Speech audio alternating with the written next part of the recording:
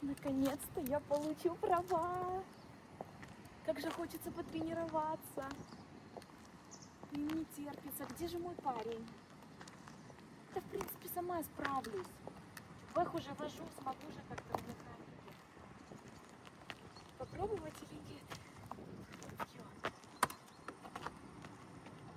То пока приедет. Так. Аж получится.